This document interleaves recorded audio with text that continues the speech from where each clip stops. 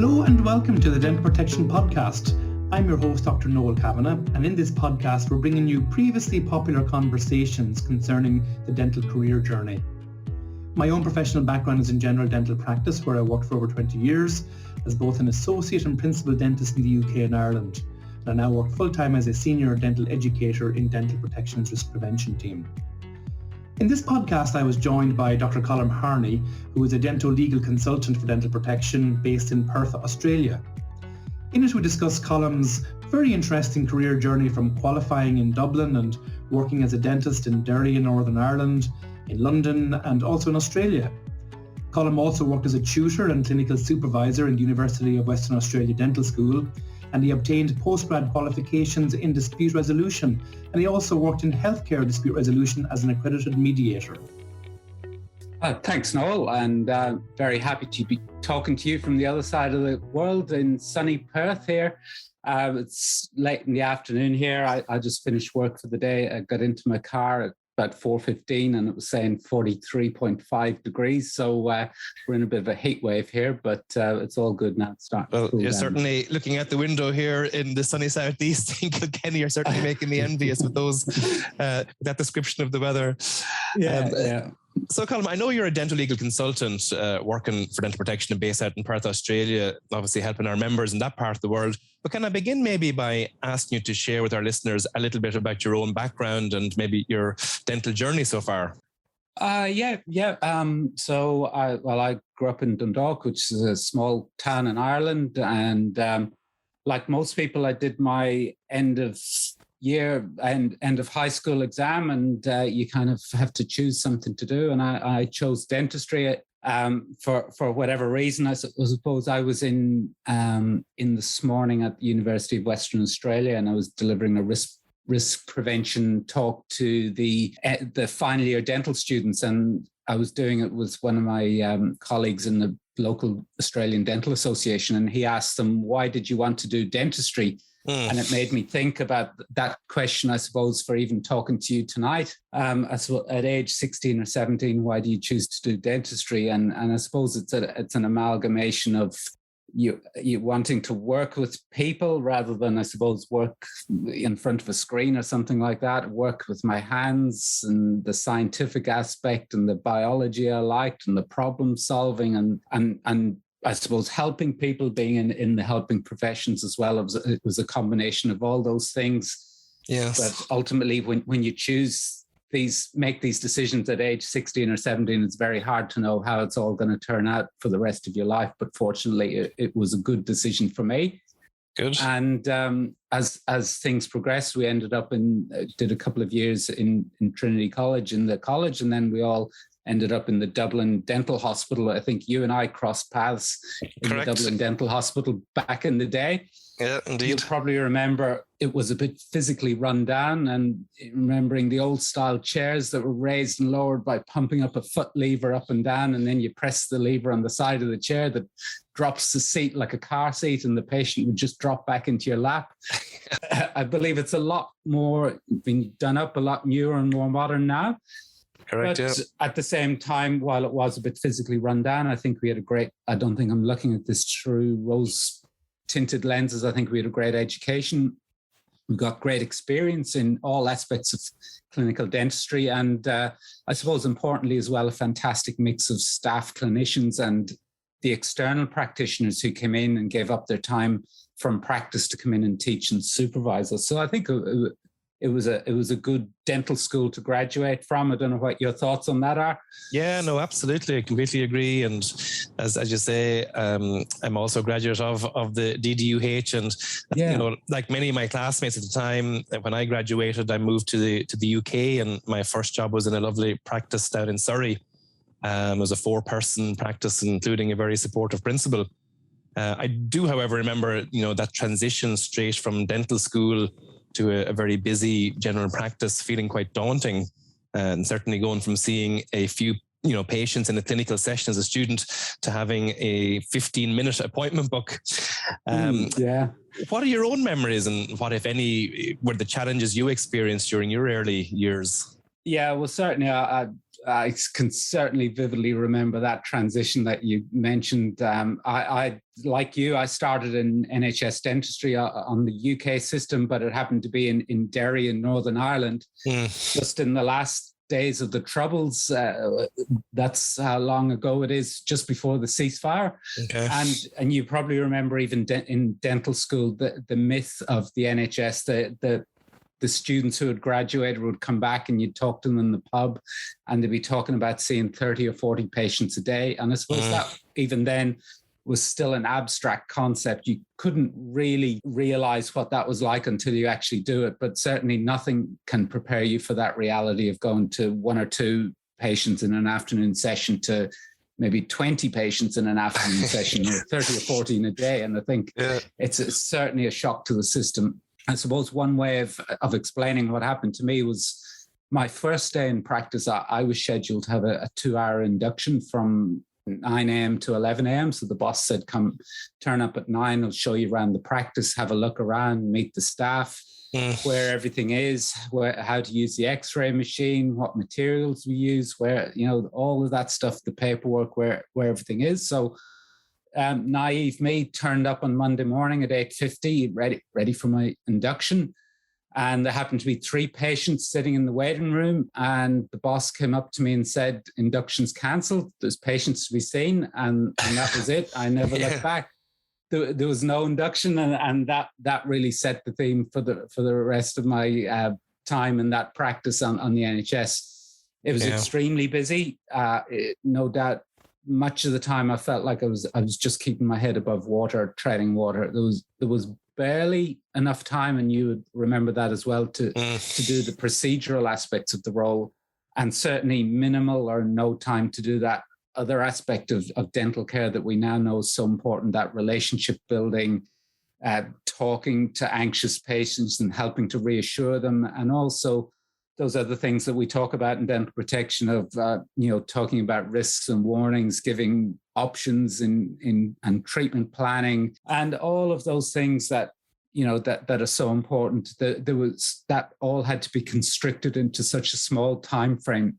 And I certainly felt there was a lot missing. I was really struggling then. Yeah. And was there anyone you felt you could turn to for maybe support or guidance even? Yeah, look, I was probably very lucky. I had probably a bit of luck and a bit of, I wasn't too proud to go and ask questions as well. I certainly leaned on a few supportive colleagues who were a few years ahead of us in dental school, and they happened to be living and working in the area. Hopefully they know who they are, because certainly in hindsight, their guidance and probably, for want of a better word, mentorship saved me, and I'm very grateful to them still to this day. They would have given me some perspective on a global level that this will get better, but also on a micro level, any guidance on little clinical issues or big clinical issues, and certainly other non-clinical issues, the stuff that we never got taught about in dental schools, such as billing or any of those disputes that arose. Certainly having their support was very valuable to me. And I suppose it makes me think, I think mentorship in some form or another is still critical, whether you're a new grad or in my case, almost 30 years qualified. So, I still work in a multi-practitioner practice, and we're all about the same vintage. We're all about the 25, 30 year plus graduated, and certainly almost daily, one or another of us will go next door, knock on the door, bring in an X-ray up on the screen, or ask, what do you think about this? And I think it's definitely crucial to foster that, supportive collegiate environment in your practice where no question is too silly or too stupid. I think you got to keep learning and keep learning from your colleagues. You can always learn something every day, I think. Yeah, couldn't agree more, Colm. The value of a mentor, be it formal or informal, we can't overstate it, really. What about your practice principal at the time? Yeah, I suppose I didn't mention him as part of that mentor network. I suppose his role was slightly different. He was a high-flying dentist in the area. He was busy doing things like implants, sinus lifts, full mouth rehab. So he's doing some fairly complicated stuff, and he was a truly excellent dentist. He still is practicing, I'm sure. And he was actually keen to pass the flame of all that knowledge to a newer grad to help build their skills up. And he certainly made many offers to me to come in and watch him do implants and, you know, raising flaps and looking at sinuses and all these sorts of things. And I certainly didn't have the headspace or the cognitive bandwidth to be thinking about those things. And he would help. He would also, in fairness to him, help me in those moments that I needed assistance immediately, sort of such as fishing out a broken root or advising me on a treatment plan or something like that, or a tricky patient. But I was definitely just in a different headspace. I was struggling to do the basics well and consistently in those tiny time frames allocated, such as, you know, getting a good contact on my class 2, or those slightly difficult extractions or crown preps or the denture cases. I was just struggling to get my head around all that stuff. I just couldn't allocate any resources to thinking about implants or anything else. Yeah, and tell me, how did this situation then that you found yourself in, how did it make you feel, do you think? Yeah, that's a really good question. And I suppose if I reflect on how I'd answer that, it would be something that I suppose I would slowly piece together bits of that answer with the benefit of hindsight. So as I said, day to day, I was just trying not to drown, but I did have at the same time a sense that something was missing and a growing feeling of disillusionment. And if this is dentistry, I maybe don't want to be a part of it. And I probably in the modern vocab, I was certainly burning out, but at the time, I didn't have the words to describe it like that. And I suppose, again, 25 plus years ago, these things weren't openly talked about either, as there was certainly a degree of stigma around any perception of mental health issues or an inability to cope. I'd say, hopefully you'd see that experience in Ireland as well. Thankfully, that seems to be diminishing significantly, certainly in broader society with, you know, movie stars and sporting icons and those, everybody's openly talking about the mental health struggles, and certainly that stigma is being taken away. But I suppose in health, progress is slower. And I suppose that's kind of ironic that we're health professionals and we're caring professionals, but the stigma around mental health, I suppose, is stronger still. Yes. You know, that perception of being judged or held to a higher standard still lingers. But I think we're getting there as more and more people talk about it. Yep. And I suppose for me, it was only when I took some time out and finished up that job and went traveling and ended up in Australia the first time, worked in a different system of doing dentistry, that the penny really dropped, that when those time pressures were gone and I had time to think about things and chat to patients and put them at ease and find out why they were coming to see me and give them their options and all of those sorts of things, I sort of changed my viewpoint in dentistry. And so this is the type of dentistry I want to be doing. And that just felt more right to me, and that what I felt I should be doing as I suppose a caring health professional, which is why I went into dentistry in the first place. Yeah. And, you know, with the benefit of hindsight now, do you think those challenges at the time had any effect on you as a person or even as a dentist? Yeah, look, no doubt about that. Certainly as a dentist, those challenges made me really think hard and reevaluate what dentistry was and whether I wanted to continue in the profession. I'd certainly had those thoughts really strongly cross my mind. And I was sure that if this was the practice of dentistry, then it really wasn't for me when I was in that moment, in that extremely busy practice. I was certainly under a lot of stress, and I'm sure that manifested in many ways from, you know, just personally in a biological sense from the chronic release of adrenaline and cortisol. And we know that the negative health impacts of that to probably how I was to people around me. It's a long time ago, but I'm sure there was times I wasn't a very nice person to be around as a result of all that stress. And I'd certainly imagine, you know, that the description of your challenges at that stage will, definitely resonate, I think, with lots of, our colleagues and members. Yeah, and I think it's certainly not to say that my challenges were unique. I think they were probably more common than unique. I don't know what you might agree with that or not. Yeah. And look, I don't think they've gone away. I think, we might chat a little bit later about COVID and the challenges that has specifically thrown up, specifically in healthcare and in dentistry. But just going back, on a practical level, how did you manage the situation that you found yourself back then? Yeah, probably the only way I managed the situation was just getting away from it before I could see the writing was on the wall for me. It was possibly going to end badly, as in I was getting very disillusioned. So I just needed to make a clean break from everything, and travel was the best thing I could have done. I didn't realize it at the time, but just clean break and get away and travel. And I was lucky enough at that time that I didn't have a mortgage, or I didn't own a practice. I didn't have huge financial commitments, and I could get away. And so essentially these decisions, it just made me down tools, step away from all those stressors and clear my head. And that gave me some perspective, I suppose, not only on my profession, my chosen profession of dentistry, but also on life by broadening my horizons, seeing the world, all those, I suppose, sort of cliched things we talk about, traveling and meeting many interesting people, both in and out of dentistry as well. And tell me, what direction then did your dental career take next? Well, I headed off traveling, traveled around South Africa a bit, India, Nepal, I suppose the well-worn tracks in Southeast Asia and Indonesia, and then ended up in Australia 6 months later, running out of cash, and I needed to find a job. And I did weigh up my options seriously, but at the end of the day, dentistry was the easiest path to getting a job quickly. It was indoors, out of the weather, and earning a decent hourly rate where I could top up my savings again to go traveling. So I was traveling with my best mate from Ireland, who I've known since I was 4 years old, and he liked colder weather, and he headed south to it was winter in Australia. He headed south to Melbourne because he wanted to do a bit of skiing. I headed north to Queensland because I liked hot weather.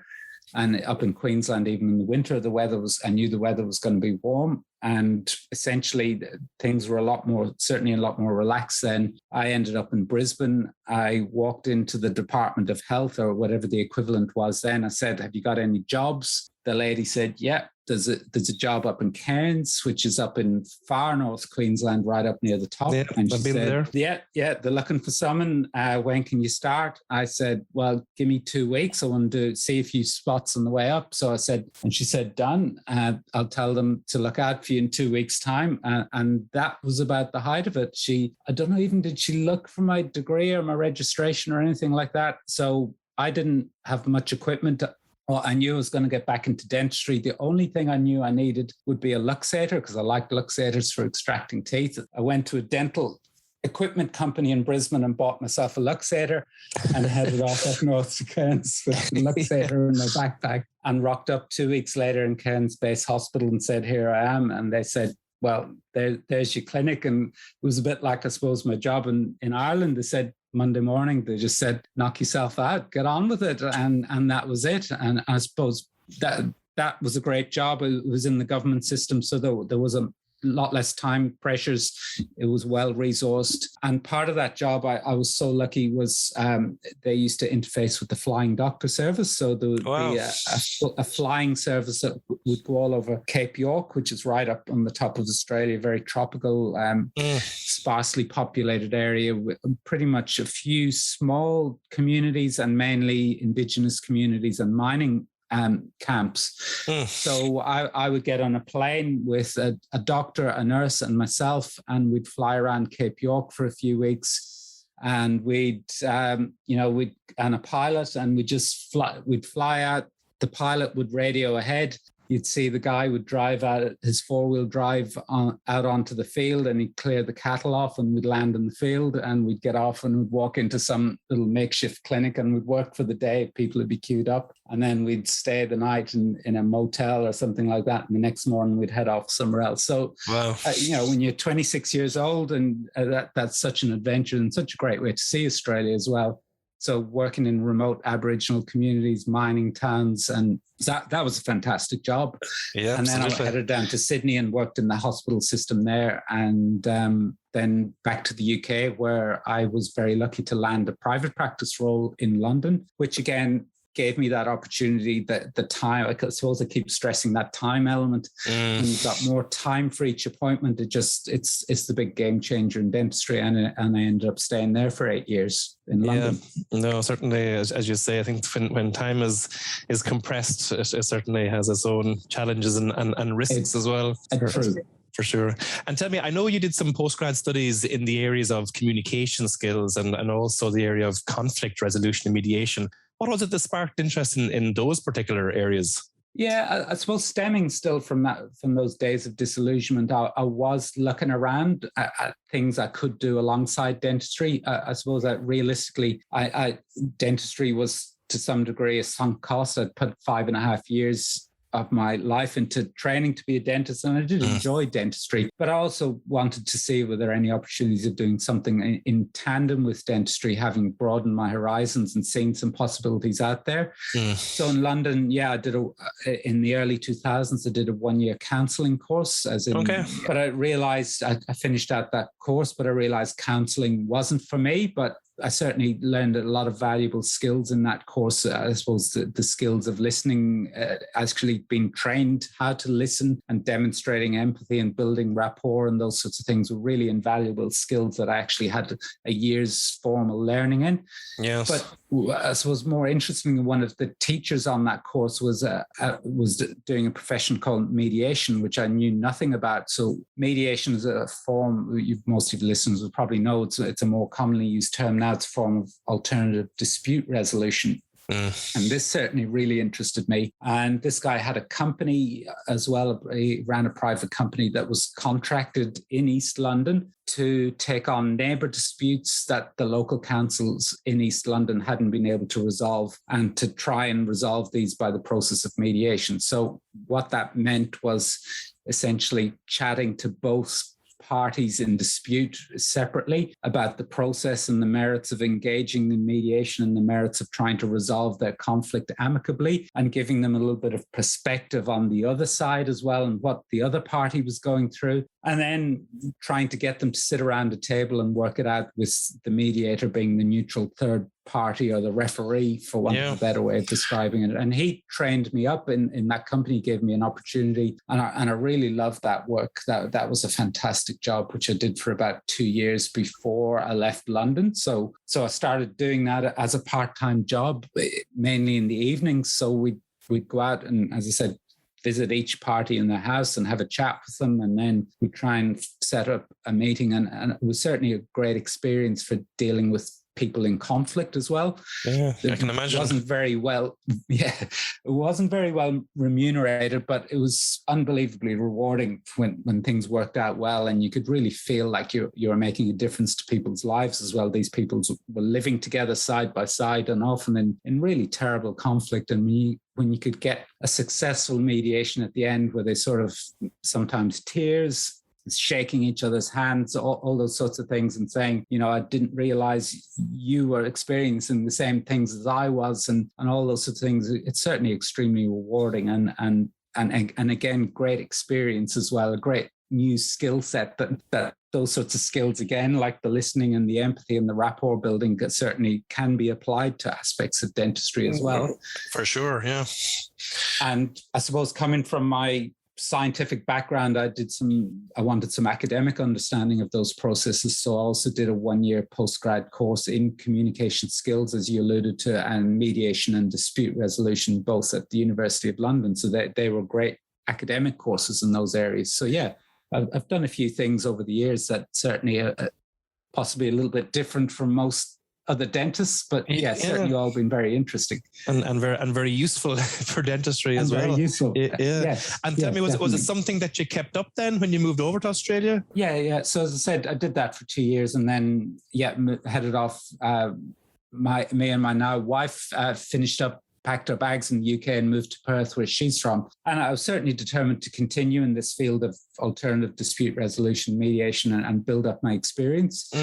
And again, when I arrived in Perth, I was very fortunate to suss out a job with a health complaints body, a government body, part-time as a mediator. So they had a system of mediation where they try and resolve health care disputes. So I worked again in dentistry part-time and part-time with this mediation organization. And again, I got that job based on my previous experience and the accreditations I'd built up working in London. So yeah, in that job, I didn't end up doing dentals because I felt there was going to be a perceived conflict of interest from patients. And so I ended up doing medical disputes, and that was certainly fascinating. You know, disputes ranging from a dispute about a bill or a fee for $100 to families who've had a relative die in hospital and obviously trying to work through all of that. So it's certainly a huge scope or broad range of things that we managed in that role. And again, fascinating job. But again, I suppose I've talked about these jobs a little bit when I talk to the dentists here in Perth and about communication, and the recurring theme running through all of these disputes, whether it be the neighbour disputes or the healthcare disputes, is some form of breakdown in communication. Yeah. If a skilled or impartial third party can step in there and assist each of those warring parties to see each other's position, wonderful things can occur. So in that job, we had, you know, sometimes hardened hospital managers and clinicians in tears, embracing patients who've had an adverse outcome. You know, when you can get them to sit in a room again and see each other's perspective. Yes. Often patients just want an acknowledgement of what happened, some form of apology, and often a reassurance that steps are going to be put in place that to ensure these sorts of things don't happen again. And again, I suppose I try and apply those principles in the DPL role as well. And certainly for me, this was very rewarding and exciting work. Yeah, no, certainly. I think, sorry, Colm, I'm just going to say that, you know, the area of mediation is something that, you know, I think it's a little bit more commonplace now. You know, that idea of having someone, as you say, as a third party or as an honest broker. I know in dentistry in Ireland now, there's the DCRS, the Dental Complaints Resolution Service, which again is, you know, it's quite similar to what you're describing, where, you know, you have that third party to kind of act as a mediator or as the go between the, you know, the patient and the dentist and try and, you know, come to a favorable resolution over whatever the issue is. So it's interesting. Yeah. And then later on after that, I branched out in a few fields again, teaching communication skills to doctors and dentists in the local university, and ended up then running a podcast, which I produced and edited and did all the stuff myself. So interviews again around that subject of communication, which really interests me a lot. And how then did you end up working for Dental Protection? Yeah, I suppose that's where all roads lead to the dental protection job. Yes. Yeah, it's interesting. I suppose you'll remember our first encounters with dental protection back in the Dublin Dental Hospital days. I do, we used to fly over and run the risk protection talks and then put a free bar on afterwards for those. So that was always our incentive to go to those risk protection talks. And I suppose for me then, working later on in London, I had a few encounters where I had to ring dental protection. I suppose one I can remember particularly well was just a relatively simple case. You know, a patient came in to me with a missing upper lateral and wanted to know the options, and I gave the options of a denture or a bridge or an implant. And this patient, we talked about various bridge options. She was interested in a resin bonded bridge due to, I suppose, the lower cost and the minimally invasive nature. So we had a bit of a discussion around that. As you probably know, we all know the pitfalls of the resin bonded bridges, and I'd warned that there's that cohort of patients that these don't work and they debond for whatever reason, whether it be occlusal or parafunction or whatever it might be. And I also warned about the possibility of, you know, you putting a metal wing on that canine tooth, so maybe a little bit of show through. We had that discussion. I gave the estimate, so the costs, and I documented it all well and thought I was doing it all good. And we prepped it, did a try-in, got a beautiful shade and shape and a great, you know, those bridges that you have that nice passive fit. It clicks into place even without the cement. So we're all very happy. And when I bonded it in, there was a little bit of a faint show through of the metal wing, but the patient looked at it in the mirror and said, yeah, look, you warned me, and that's not too bad, and I'm happy enough with that. But I suppose, unfortunately, a week later, I did end up getting a letter from the patient. She had gone somewhere else and got a different opinion. And she ended up being unhappy with that metal show through. She said in her letter that her grandchild had said to her, Nanny, why is your tooth dark? Okay. And that was just, I suppose, the catalyst that changed it for her. And she became conscious of the tooth and didn't like it. And certainly at that time, I remember feeling very upset about that. I felt it was unfair. I'd warned her and we got consent and I documented it. But also at the same time, she was a new patient and I didn't know her well, and we didn't have that rapport built up sufficiently. And I remember back to the DPL days, they used to talk about building up that bank of goodwill with patients, and I hadn't built up that bank of goodwill. So I was kicking myself a bit. But when I rang Dental Protection, the DLC, certainly for me, she was the objective voice of reason. Again, that neutral third party who could see it, the global view of my perspective and the patient's perspective. And she really helped me see all sides and advise me on the merits of standing my ground and not refunding, but also the risk of, a regulatory or a legal complaint or just offering the refund.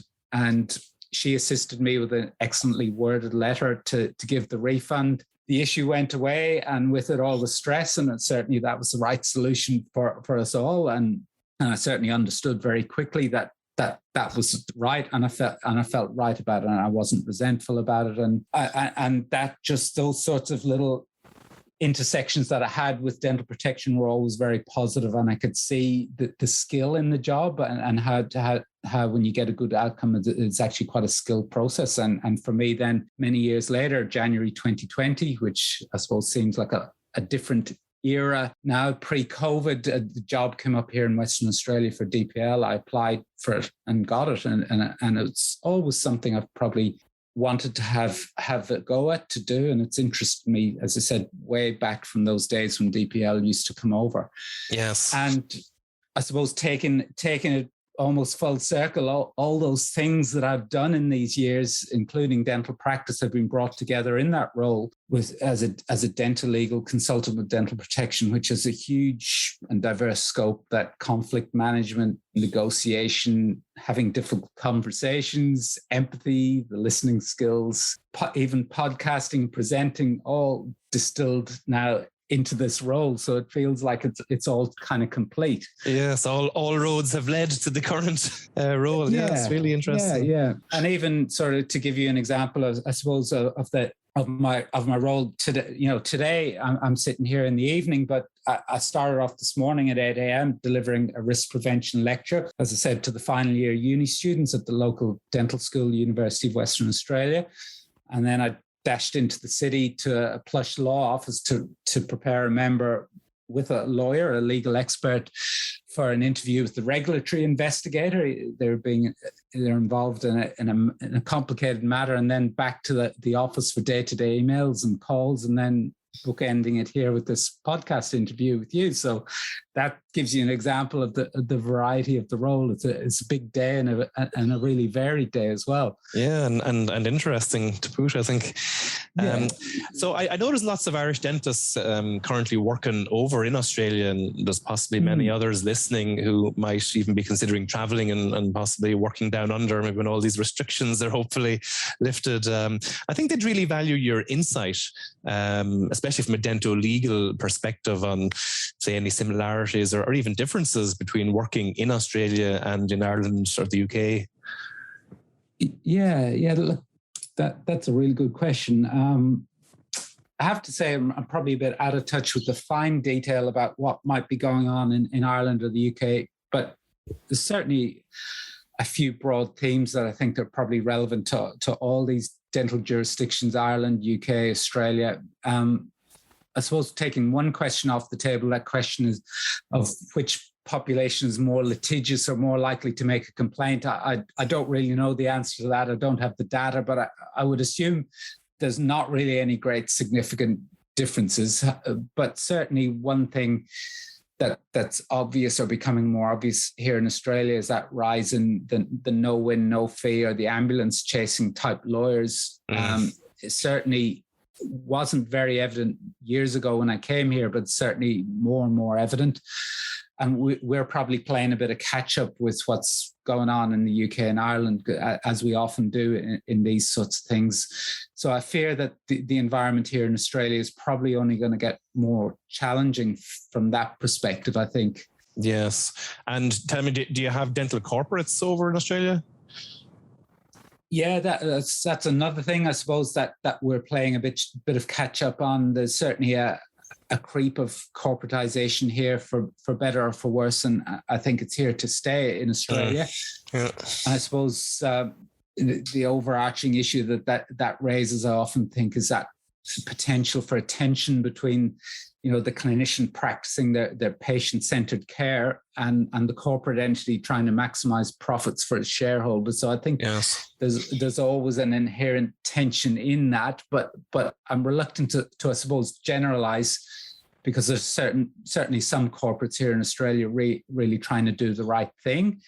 But there are also others where, we hear of these new acronyms of the KPIs, the key performance indicators, and the targets, or the HVTs, dentists being encouraged or guided or mentored, or whatever word you want to use, to do these high value treatments. So, but I suppose that could equally happen in a small private practice too, where your practice principal might be pushing you to do those things as well. But correct. In saying all this, I certainly believe that dentistry, I suppose, no matter where you practice it, is still a relationships business. And that's where the profession is at its most fulfilling, whether you work in a corporate or a private practice or government or whatever role you have. And something that maybe that corporate environment is fostering is that practitioners moving around more and jumping from job to job and role to role. And I think if practitioners constantly move around a lot and patients end up seeing a different person every time they attend a practice, I'm not sure that that's ideal for everybody if you take it that dentistry is a relationships business. Yes, I agree.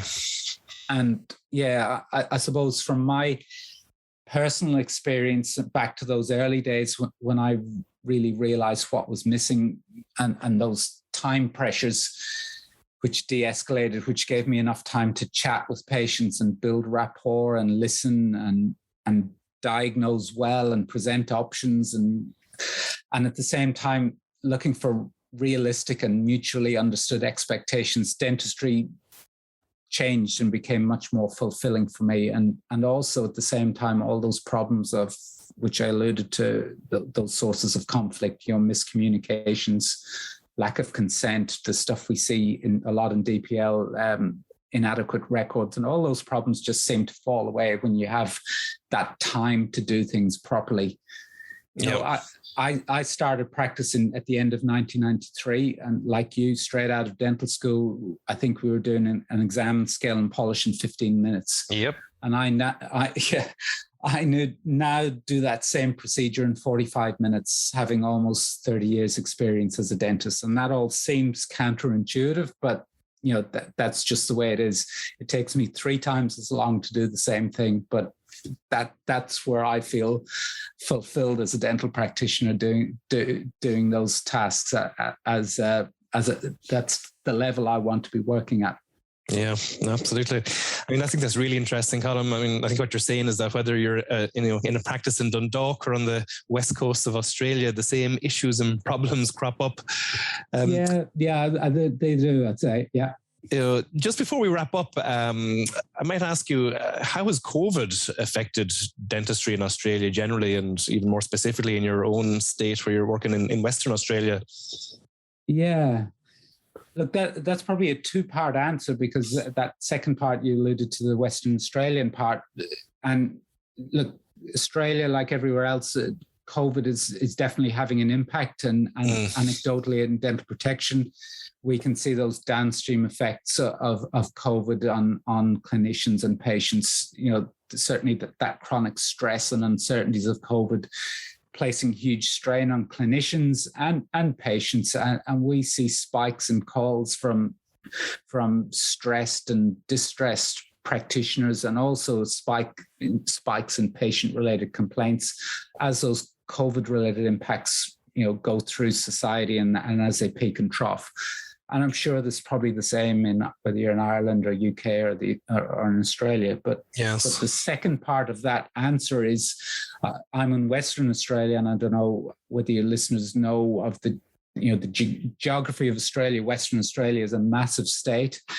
And Perth, where I am, is the most geographically isolated major city in the world. And the WA massive landmass has only got 2.5 million people. So, okay. To put that in perspective, the distance from Perth to Brisbane is about 4,300 odd kilometers, and Dublin to Moscow is only 3,400 kilometers. So the land masses in Australia are just vast.